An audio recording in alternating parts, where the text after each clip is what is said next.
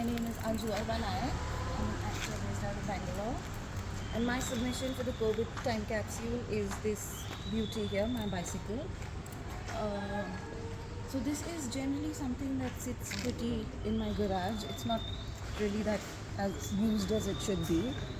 Uh, Things like being healthy and living a healthy lifestyle and being an avid cyclist and all of these things have always been aspirational to me. So that was the reason I bought this thing, but I haven't still gotten down to working it into my life like I should be.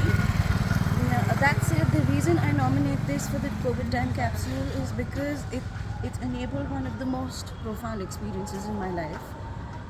It's also come to my rescue at a very, very crucial time in my life when I was extremely vulnerable and I was feeling extremely cornered, and I'll tell you how. So this was back in 2020 when COVID had just hit India. It was the early part of March. And we were 3 months into the pandemic, and on this particular day the city had gone under curfew.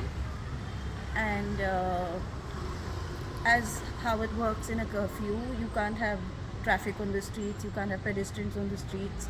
People are bound to their houses. Even if you had to venture out on special cases, they'd make exception. Like if you were in a motor vehicle, you'd have to have special passes and special permissions that you had to show the police. Otherwise, I'd heard that they'd make exceptions for people on bicycles. Like I had a friend who was a sculptor who couldn't afford to stay at home because around his studio he had taken the responsibility of feeding all the street dogs. That was a regular part of his life. So he used to get on a bicycle every day and cycle to his studio and negotiate his way with the cops. And so yeah, that was in my mind. And there were a lot of brave, selfless stories like that of people around the city doing these kind of things. And also around the time COVID came out, people were trying to grapple with what was happening around, and there was a lot of humor also coming out in terms of memes and things like that. And so in terms of one of these memes, it was said that it was the time for introverts to party right now, because the introverts could really manage being bound to their houses and not venturing out, while extroverts would have a really hard time. And at that point of time, this meme sort of generated a chuckle out of me, because I thought I belonged to this side of the population that could manage very well during this time when venturing out was not allowed. But it so turns out that my mental health suffered severely around this time. So a lot of reports were also coming out about how mental health cases were on the rise, and people were experiencing a lot of anxiety and depression and suicidal behaviors and things like that. And I was definitely a part of that statistic.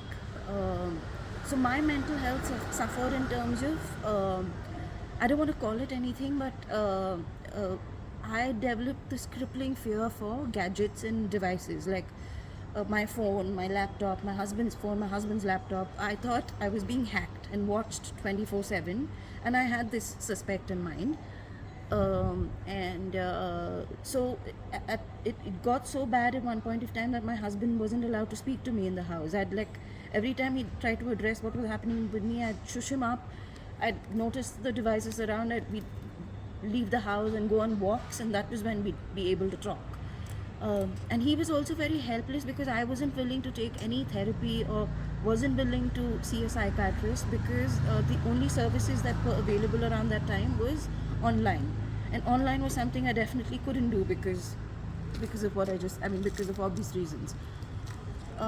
So on this particular day, things got really, really bad. Nobody was able to help me. I wasn't able to help myself. I wasn't able to understand what was going on, and I don't know what got into me, but I got on my bicycle. I had an aunt at that time who just completed her course in therapy, and she was offering her services for people for free, so they could reach out to her and talk to her and things like that. And on this particular day, without calling her, without informing her, I got on my bicycle and I headed towards her house. She lived about 15 kilometers away, and I got on my bicycle And by nature, I'm not somebody uh, who takes up too much of space. I have quite a passive stance in terms of a lot of things. I keep to myself, don't get unnecessarily involved in other people's business. And yeah, so this particular time and this particular incident that I speak of made me meet a very different version of me. I think because it was about survival and because I was feeling so cornered, of course, luckily for me, I didn't have to negotiate my way through with the cops. But once I got to my aunt's place, their building society and their security, of course, were sticklers for rules. Like everybody should be. The times were such that nobody could really afford to take any chances. Uh, so so there was a lot of resistance to let me in, and at that time I remember how I approached the entire thing. I tried to reason with the security.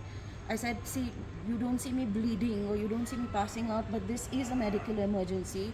I'm not doing well. And I gave them like this whole, not as, I wouldn't call it a speech, but what came out of my mouth then, I still remember.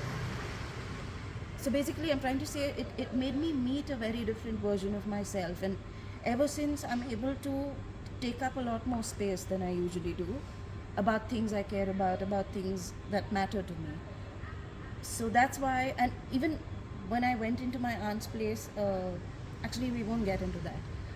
So it wasn't like a straightforward me like pouring my heart out to her. I actually asked her if she could like use her camera, her phone and the camera on her phone to record me, and I wanted to sort of address the person I was suspecting for all this hacking and everything that I spoke of, and address him directly. And something about that experience turned things around for me in a big, big way. Like it was a breakthrough that I was so desperately looking for, and my doing this for myself made that happen. So that's why I think uh, there's not a doubt in my mind as to why my bicycle has to go down the time capsule.